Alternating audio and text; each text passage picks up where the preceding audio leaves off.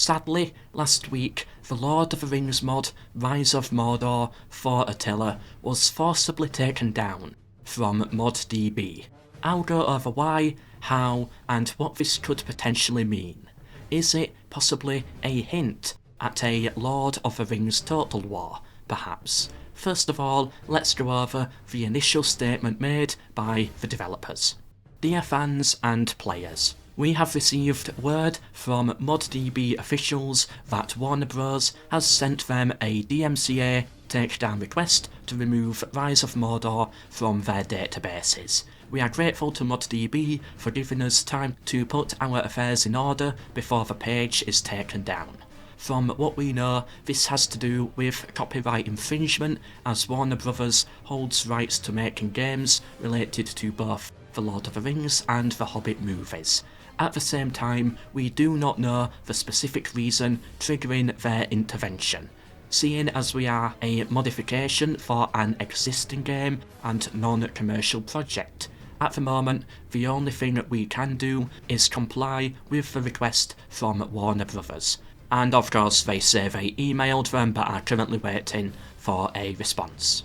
As you can see, it seems Warner Bros. Took the mod down, most likely due to copyright. As of editing this video, new news is coming through. The dev team is asking for people to suggest name changes that don't include copyrighted words, such as Mordor, implying that this is what Warner Bros. Has issue with, the name having Mordor rather than Third Age or Divide and Conquer or The Last Alliance. It is the name. However, to be honest, this does not mean that this is actually the reason why they are so annoyed and felt it had to be taken down. All it means is this was their excuse, and perhaps Rise of Mordor could get back up there on the Moddb page, but under a different name.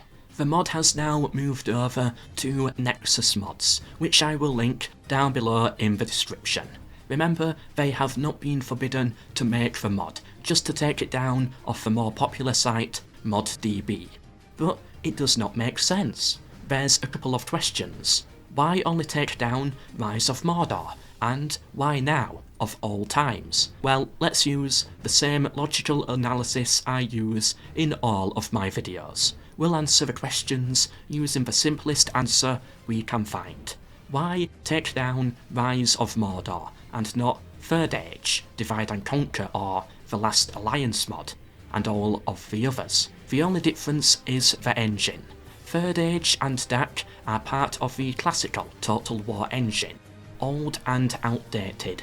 The Last Alliance mod for Shogun 2 is on the older generation of Warscape, when cities were cities, like not collections, and armies could be split and divided, unlike in the new titles.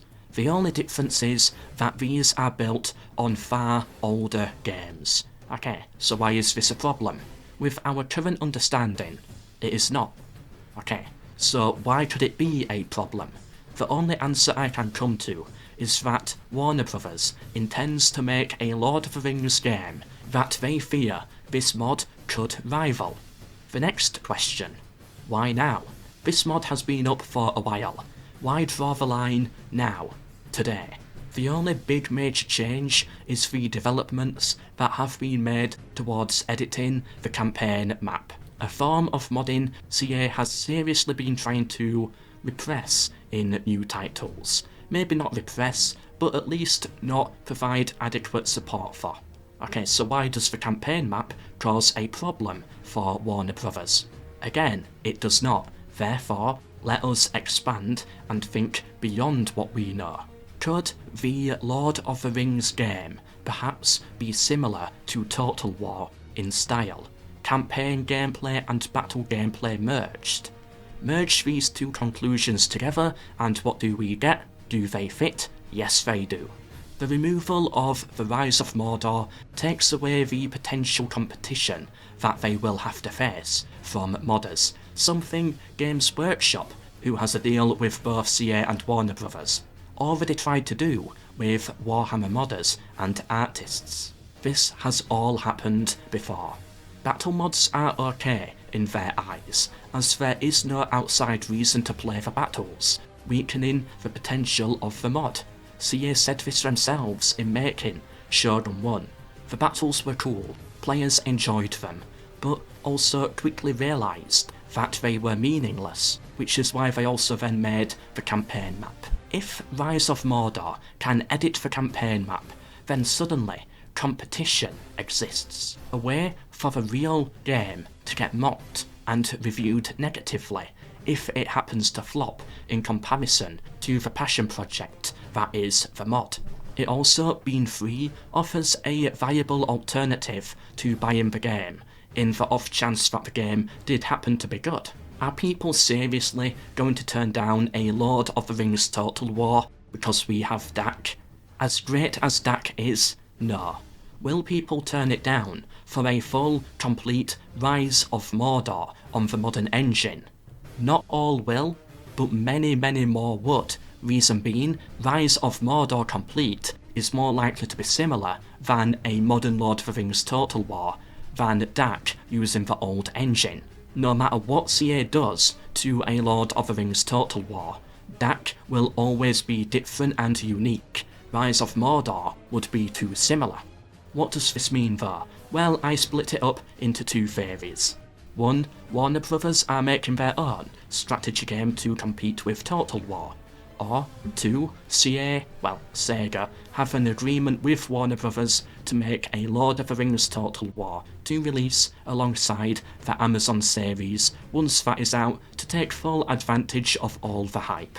Personally, I would prefer the latter. Before you start screaming at me, claiming Total War Lord of the Rings is impossible, and start listing all your arguments, please watch this other video that I made. I have already gone through all arguments about it being impossible and disproved every single one of them. In addition, the video also goes over a leak claiming CA has apparently bought the rights already and are just waiting on the announcement. The leak is not 100% concrete proof. Don't believe everything you hear, but we cannot deny the simple facts that rumours are spreading from somewhere. It is possible, and Warhammer Brothers are making moves in advance that make this announcement seem increasingly likely. Let me know what you think down below in the comments. If there is any other conclusion you can come to, please let me know. But if you disagree, please provide an argument. Don't be the guy who goes, "I disagree with your evidence, facts and logic, because I emotionally feel different." Have something to support your argument. Anyway, leave a like if you enjoyed, subscribe for more, share with anyone you think may be interested, and check out the new Rise of Mordor mod page, linked down below. Give them some love and support for their work. But for now, until the next one, MELKOR.